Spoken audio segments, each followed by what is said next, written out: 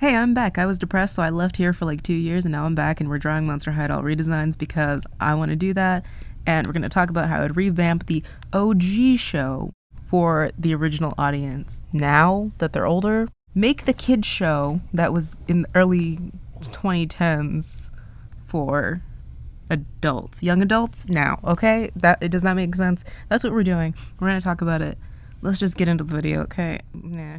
Okay, so let's just get this out of the way, the characters that I'm redesigning. So we're doing Venus, Robecca, and Rochelle, because those three that came out during the Friday Night Frights Ultimate Roller Derby one, I love their designs. They're so cute, and I just wanted to make them more monstrous, which is kind of my idea for the whole, like, aging them up thing. Make the monsters actually scary.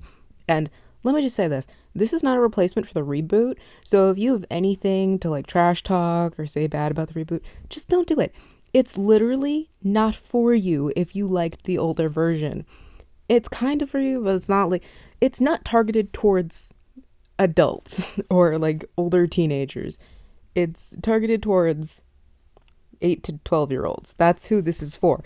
And that's fine. And we love it and we appreciate it. And I think there's a lot of things that they could incorporate into the OG for adults, like diverse body types, like I'm doing with Venus here, and just giving her a less stick-like appearance. There's nothing wrong with skinny people, okay? There are skinny characters in my redesigns for the Monster High Dolls. I just simply think that there should be more diversity within body types because that's how life is. And also they're monsters and they're all about like freaky flaws and stuff. And not that being a different size is a flaw, but that freaky flaws are essentially just differences between monsters. Like Claudine's hairy, that's literally something that was like, I think it was either in her diary or description, that is like, I shave constantly. And because she's like insecure about the amount of hair she has, which I do like that in the reboot, they have her like fur patches on her doll and they're very cute. I'm just trying to say that they should have a lot of diversity and not just have everybody look the same and have the same like body type and everything, because that is, like I said, something I think the new version has done very right. Plus, like LGBTQ plus like inclusion. I think all of these things are great. Things I've always struggled with Monster High and other like entities that have like high school based stories and like characters is that it always screams college. So I think that the reboot or the OG for adults should just take place in college, because everything they do seems like a college age student, not children. Because yes, do kids hang out at the mall? Of course they do. Do kids like go on trips and stuff? Yeah, but like to the beach. But like it's not like we're going to Paris without adult supervision. Like what? What is going on? You just put them in college. We would like college. It would be fine. And it's not like kids don't think college is cool. Kids like dream their whole lives to grow up and go to college. And plus, they know that high school sucks. They know. I understand why they do the high school thing for children, because then they can't like dive into adult topics or like be like, oh no, this is not for children anymore. And it's like, okay, well, this can be for not for children. It could be like 13 plus or whatever. And yes, I know 13 is child, but I'm talking about like PG-13 things that are made for more mature kids. Quick about her design. I basically just wanted her to look like Audrey 2, but a person. And then I gave her a plant that is very reminiscent of Audrey 2 from Little Shop of Horrors, because I was like, I love Little Shop of Horrors because I am both gay and a musical theater person. Well, I'm not gay. I'm bi. I just love saying that I'm gay because it deters men so quickly, and I love that. And this is basically the finished design. Isn't she pretty? Isn't she more monstrous? I love her. And now let's move on to the next one. This is Robecca. I worked really hard on her design, and it took me so many hours, and she's so detailed. And if you want to draw a robot character, just like know that if you are a person who adds a lot of detail to things, you will drive yourself insane, but it will look really cool in the end. That's what I have to say about her. Robecca was one of my favorite characters because my name is Robecca and I'm brown, and she's named Robecca and she's brown, and that just made me really happy. So in the future, I do plan on talking about how they did Howleen dirty, because she was one of my favorite characters and she had that nice like orange yellow afro, and they took that away, and it made me really upset because as a little girl who had an afro, I didn't think it looked tomboyish. I thought it looked like me, and it made me really sad when they took it away. Anyway, let's get back into the story for like the new thing that I have planned, or the thing that I wish would happen or they would do, is basically that they're all going to this Monster High college. What wouldn't be Monster High, it would be like Monster whatever. Monster, not Monsters University. Monster, I don't know. They could figure out a name. I'm not a naming person. All I know is that considering the Monster High universe usually only has schools that are strictly one animal or Monster High, where all the monsters are allowed to be together as like a group, I think that they would likely also have a multicultural college that they could go to after, because I feel like that's essentially what Monster High is. It's like a multicultural high school. It's like when you go somewhere that is not with the kind of people you grew up with. If you're me and you grew up in the white suburbs, you're like, I think I might want to go to New York for a little bit just to see like not just white people. I'm saying I would never go to New York. I also think that with the college setting, it would be easier to dive into more adult situations and topics. Like, I don't know what I'm doing with my life. I don't know what I want to be. I don't know like what I actually like or what I don't like. Are me and this person that I've been with since high school gonna break up? Do we want to just see if we would like other people more? Like, what's going on with like certain relationships? Like Claude and Draculaura, are they endgame or no? Personally, I think that they should break up for a year and then like see what's out there for them with other people, and then if it's really meant to be, they'll be together. I don't want it to be like a soap opera. No like tiny miscommunications.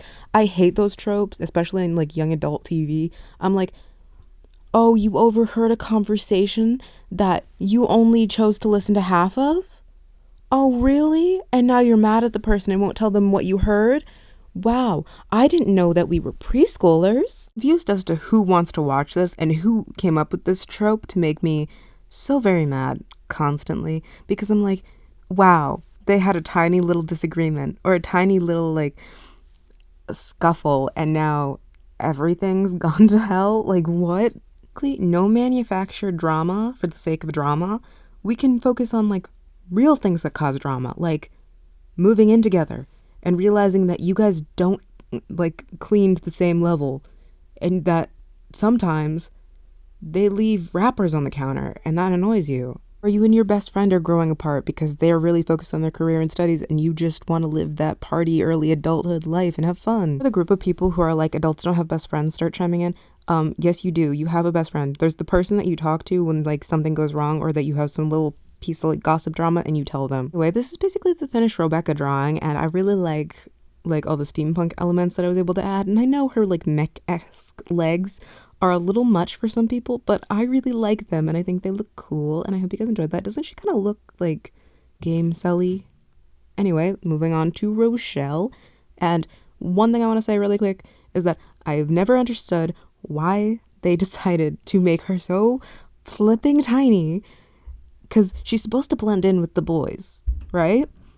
And she's so small, she doesn't look like she blends in with the boys at all, because they're like, wait, she's a girl? And it's like, yeah, she's a girl. She's got that girl body type, you know, the little twig thing, you know? I could not be having that. So we had to give her muscles. She had to be big. She had to look like a stone gargoyle, like something that would be guarding something, not itty bitty, like looks like the rest of them sized. But yeah, I also wanted to say this because I know a lot of people, including myself, were kind of like critical of the new show when it first came out. And I watched some of the new show and I don't think it's bad. I think it's good. I think it's great that kids get that nowadays and they're like able to see both representation and having crushes in such a cute and innocent way. And I love that. I just know that like the reason that it was so hard for a lot of us to even like give it a chance is because we kind of do feel like the OG got cut short. And we were like, now we're having this awful, like the second reboot, well, the first reboot was horrible. It was really bad. You got a horrible line of dolls from it. that were cheaply made and not great because they made them more for children, even though who really liked Monster High? Was it the 6-year-olds or was it like the 10-year-olds? Because I feel like it was more so 10-year-olds. You were very neurodivergent and your special interest was Monster High for years, and you were like, I'm 13 and I'm not supposed to like dolls anymore. And you're just struggling with that, and you're like, I still really love my Monster High dolls. And though I'm not playing with them anymore, I still love researching about them and talking about them and figuring out little things.